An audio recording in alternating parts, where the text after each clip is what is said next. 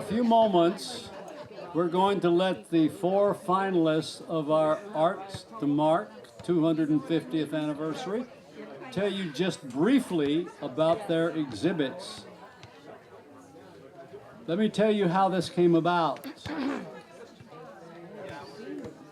3 years ago, the 250th Anniversary Commission, along with the Vermont Historical Society, offered $1,000 to local organizations to promote the 250th anniversary of the United States of America, which happens next year. We decided that it would be a nice piece to include in our arts festival. And so we sent out a proposal to our local artist community, to all those who had participated in WAF number 1, to come up with some kind of art project using any medium they chose to depict part of the legacy and heritage of our community and country. The criteria was pretty wide. There were not a lot of specifics. We had 4 excellent proposals. So we decided that we would award each one of those 4 a $250 stipend to do their project, to buy products, display items, anything that they might need. And that took place, and lo and behold, all 4 of these individuals came forth with an incredible project that has been on display outside the tent in front of me and behind you. If you haven't had the chance to look at them, please do so. They're mind-boggling. They really are. We have some incredibly talented and creative people in our community, and that's why we celebrate the Worcester Arts Festival, to give them the platform and the spotlight that they deserve. And we've certainly seen an incredible variety of those folks already today, and we'll be seeing even more so. So we want to give each one of them about 2, 3, 4 minutes, doesn't have to be any longer than that, an opportunity to explain their project, what they did, how they did it, and anything else they'd like to say. You need to vote, and you get a ballot at the welcome table for which one you think best interprets the criteria. And that person this afternoon, a little bit later, after 4 o'clock, is going to receive a check for $500 from the Worcester Historical Society. It's all based on your vote. So they're going to come one at a time in alphabetical order and explain what their project is all about. And I believe, let's say A, B, C, D, E, F, G, Gore. Is that right? I believe Nancy Gore is the first person. Come, Nancy.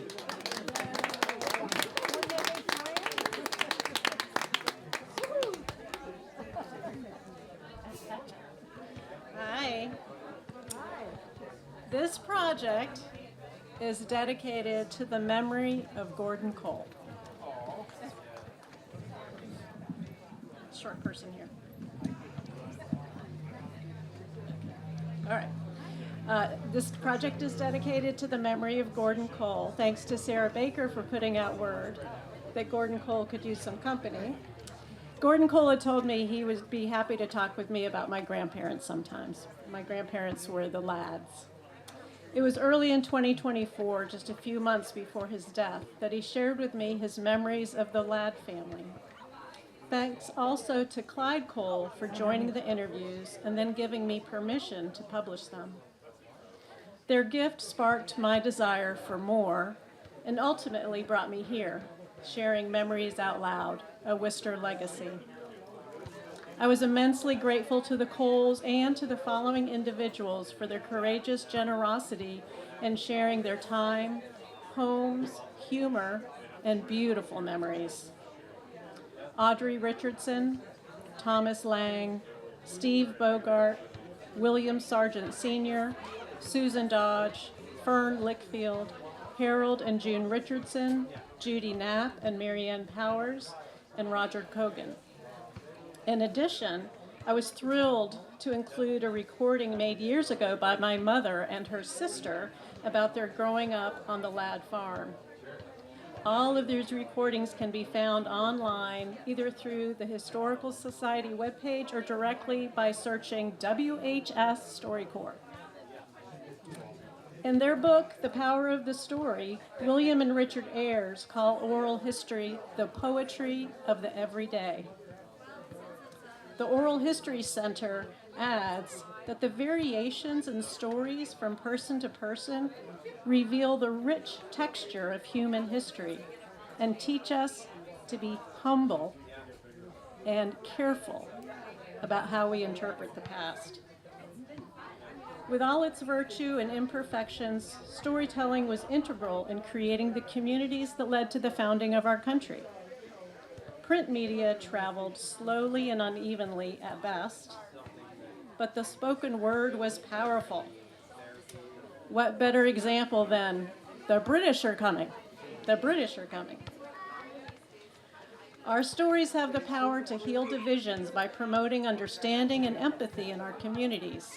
There's actually a study in which scientists at Princeton used MRI technology to look at the brains of people listening to stories and the brain of the person telling the story, and it matched.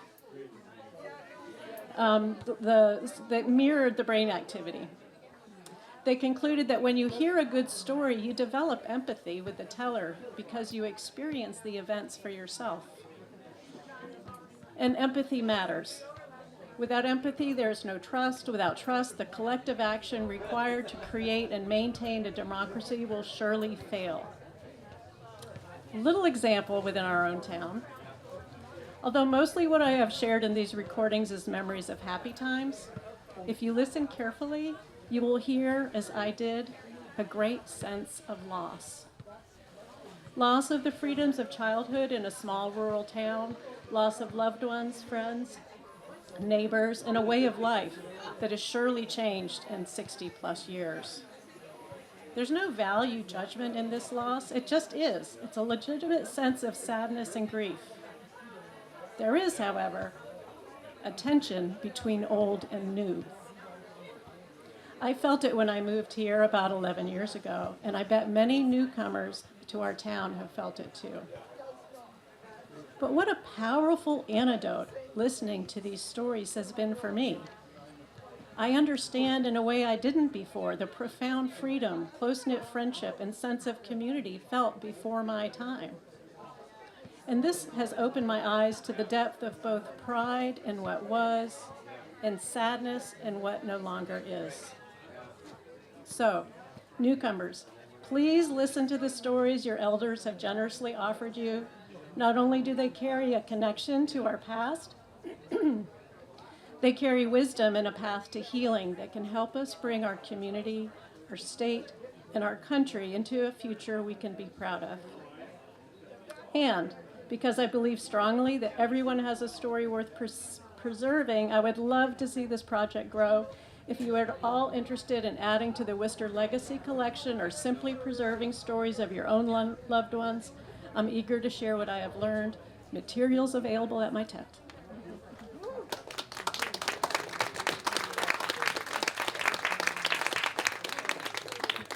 And now we'll hear from Marcia Mimi Hill.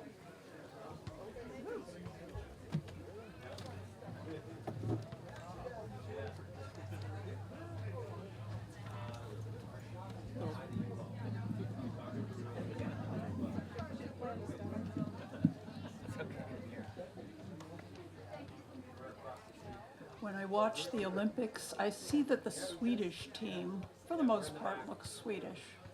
The Chinese athletes look Chinese. The Americans, however, look like the world. I've always been proud of that. Now, as we approach the 250th anniversary of the founding of this country, I fear we are in danger of losing our identity.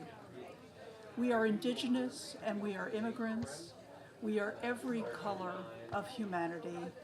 We are disabled and we are able-bodied. We are queer and we are straight. We look like the world.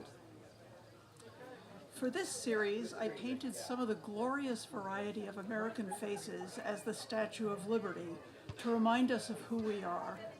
I wanted to convey the dignity and the strength of each individual. I chose the deeply American symbol of the Statue of Liberty to honor and confirm the belonging of each person. Every one of us is American. I made these paintings with pastel on black sanded paper. Pastel is my favorite medium because it's pure pigment just held together with a little binding, and so the colors are clear and brilliant. Black paper makes those colors glow even brighter. For my models, I found photos on the internet and combined several to make the image that I wanted. There were two especially difficult paintings. One was the androgynous face to represent the LGBT community. There's plenty of photos of somewhat androgynous people on the internet. In almost every case, I could easily tell the gender.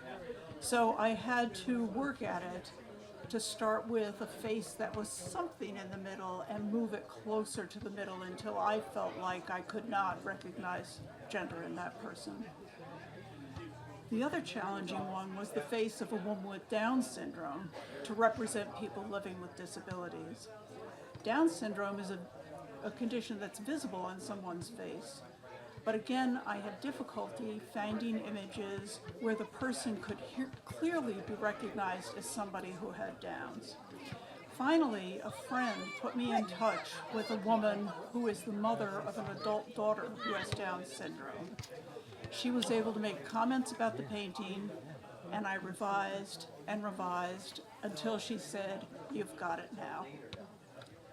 The easiest painting was the face of the Native American woman, the first one in this series. Every once in a great while, a painting paints itself. When I was finished with this painting, I showed it to a friend and asked if the woman looked Native American. She said yes, because of the feather. I thought, feather? I didn't paint a feather. The feather painted itself without my conscious intention.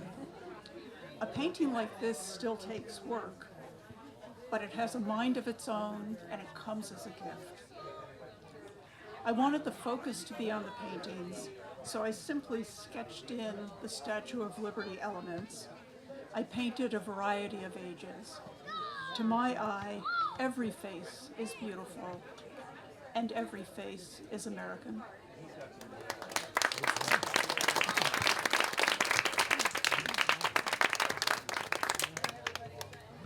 KT!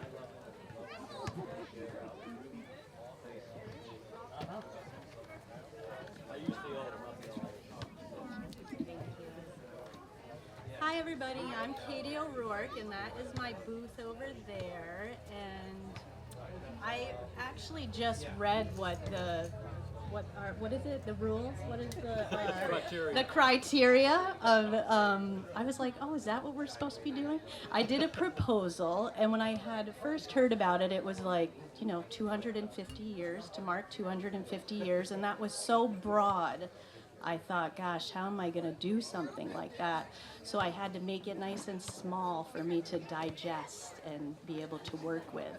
And I went for a walk in the woods, and I thought, there's proof of people living here for at least 100 years, broken down farm equipment, cars, tractors.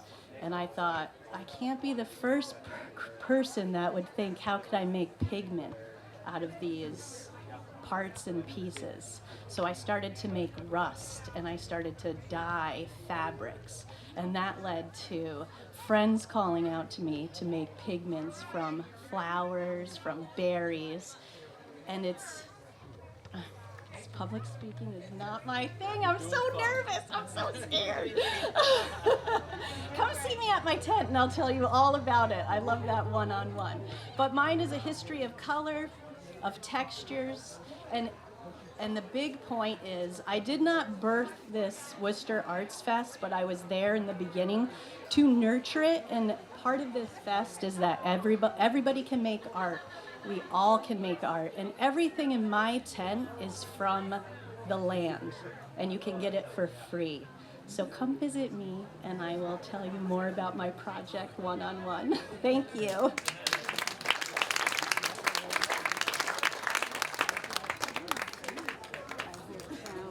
And last but not least, Fran, you're up.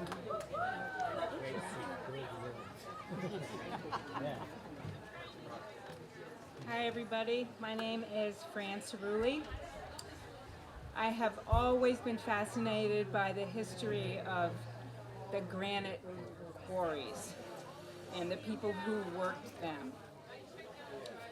The statue in Barry of the Italian stone carver looks like he could be my father. And every time I look at it, I wish that my father had had a very physical way to express all of his emotions, because he would have been a much happier person. I've read a lot about the granite industry and the people who owned the quarries, the people who worked in the quarries. One of my favorite writers about Barry is Mari Tomasi, who wrote a novel called Like Lesser Gods. And she also was part of the WPA gathering stories, just like Nancy did, about people who lived in Barry around the turn of the century. One of the things you don't hear a lot about and you don't see in the Granite Museum is what happened to the families of stone carvers who died from silicosis. A lot of these men were working in sheds, incredible dust. The crystals from the granite got into their lungs, and many of them died quite young. If you go to Hope Cemetery in Barry, you can see this gorgeous memorial art. So, in the middle of all this interest, and applying for being able to do one of these projects, I found this cone of yarn that looked like it had been spun from granite. And I got the idea to knit a mourning dress, M-O-U-R-N-I-N-G, for a stone carver's widow. So I knitted the dress.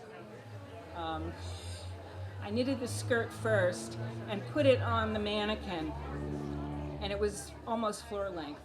And then it stretched, and it started to drag on the floor. So I had to unknit it and knit it again so it was a little shorter.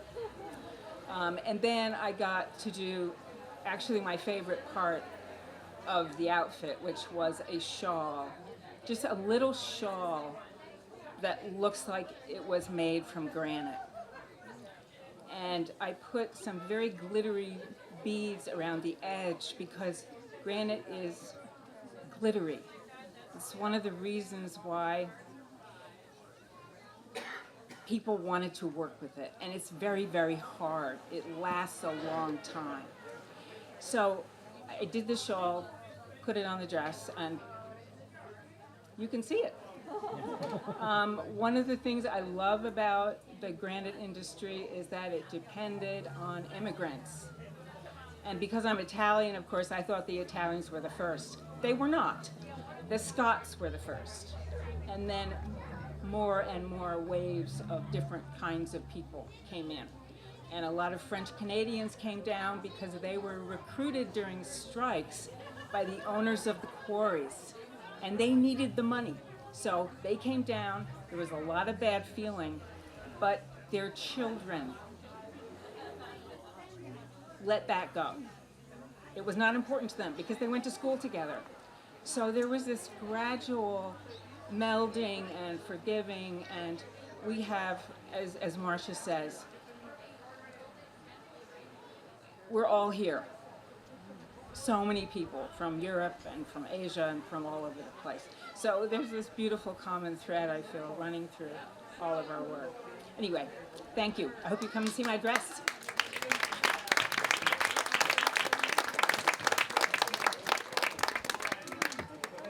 Thank you, ladies. Isn't that incredible? That is just so far out. I mean, what a place we live in. What a community we have and have been graced with. And we need to appreciate it, affirm it, and encourage it, just like your presence has been today. On another note, you'll be glad to know that even though we're only going to choose one outstanding exhibit today, all four of them are going to be on display in the Worcester Historical Society for several seasons, hopefully, and you'll be able to catch them again and bring your friends and your guests to see these incredible works of art. I am grateful for that, and thank you very much, exhibitors, for allowing us to do that. On a personal note, I have been president of the Worcester Historical Society next year for 20 years.